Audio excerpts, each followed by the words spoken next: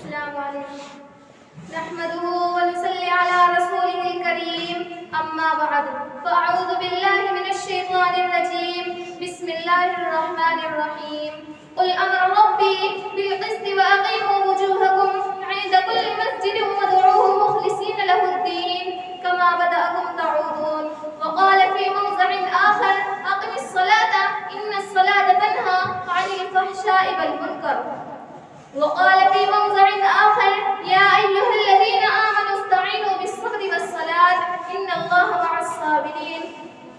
میری معزز سامعین کرام، جتنے بھی آسمانی مذاہب ہیں ان سب میں نماز کا حکم دیا گیا ہے. ہو سکتا ہے ادائیگی کے طریقے میں، ارکان اور واجبات میں، اذکار اور ادا میں فرق ہو، لیکن جہاں تک نفس نماز کا تعلق ہے تو ان سب میں ہر آسمانی وحی کو ماننے والی قوم و ملت میں رہا ہے. حضرت زکریا علیہ السلام کے بارے میں قرآن کریم میں ہے فنادته الملائکۃ وهو قائم یصلی فی المحراب. حضرت زکریا علیہ السلام سے فرشتوں نے اس حال میں کہا تھا کہ وہ محراب پر کھڑے ہو کر نماز پڑھ رہے تھے. حضرت موسیٰ اور حضرت ہارون علیہ السلام کو حکم ہوا اقیموا الصلاۃ وبشر المؤمنین، نماز کو قائم کرو اور مؤمنین کو بشارت دیجیے. حضرت شعیب علیہ السلام کو قوم نے طعن دیا تھا کہ اے شعیب، کیا تیری نماز تجھ کو یہ حکم دیتی ہے کہ ہم ان معبودوں کو چھوڑ دیتے ہیں جن کو ہمارے باپ دادا پوجتے تھے؟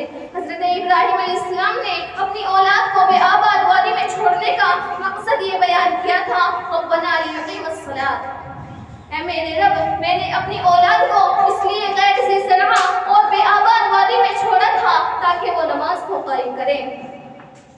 حضرت اسماعیل علیہ السلام کے بارے میں آتا ہے وَكَانَ يَأْمُرُ أَهْلَهُ بِالصَّلَاةِ وَالزَّكَاةِ. حضرت اسماعیل علیہ السلام اپنے اہل و عیال کو نماز کا حکم دیتے تھے.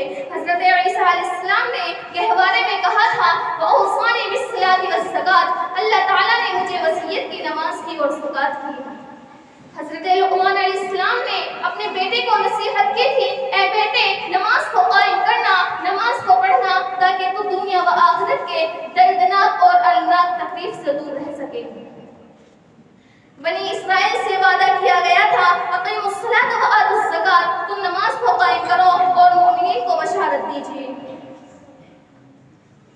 میرے معزز سامعین کرام، نماز کو جتنی اہمیت اسلام میں دی گئی ہے اتنی کسی مذہب میں نہیں دی گئی ہے. توحید کے بعد جو سب سے پہلا حکم دیا گیا تھا وہ نماز ہی کا تھا.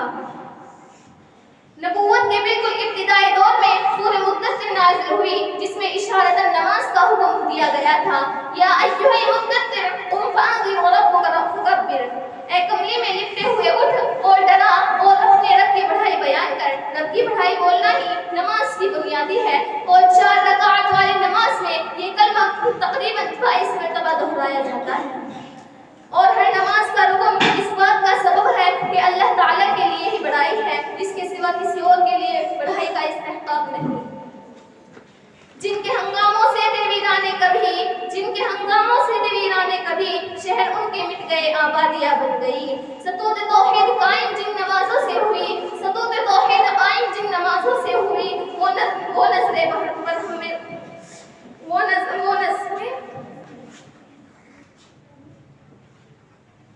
میرے معزز سامعین کرام، نماز کی فضیلت اور اس کی رفعت شان کو سمجھنے کے لیے صرف اتنا ہی کافی ہے کہ نماز کے علاوہ جتنی عبادتیں فرض ہوئی مسلمان پر اور ان احکام شرعہ کو لازم کیا گیا اور ان کی ادائیگی کا مکلف بنایا گیا، وہ تمام احکام اسی دنیا میں نازل ہوئے گئے اور ان سب میں جبرائیل امین کا واسطہ ہے.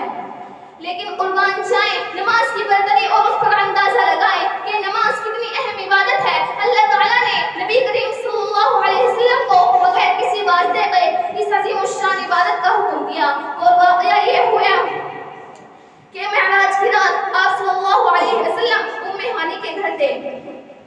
تقریباً 30 صحابہ کرام نے معراج کی رات حضور صلی اللہ علیہ وسلم کو اللہ تعالیٰ نے معراج میں 3 تحفے عنایت فرمائے تھے. ایک 5 وقت کی نماز، دوسرا سورہ بقرہ کا آخری رکوع، تیسرے ہر گناہ شرک کے علاوہ ہر چیز کی بخشش.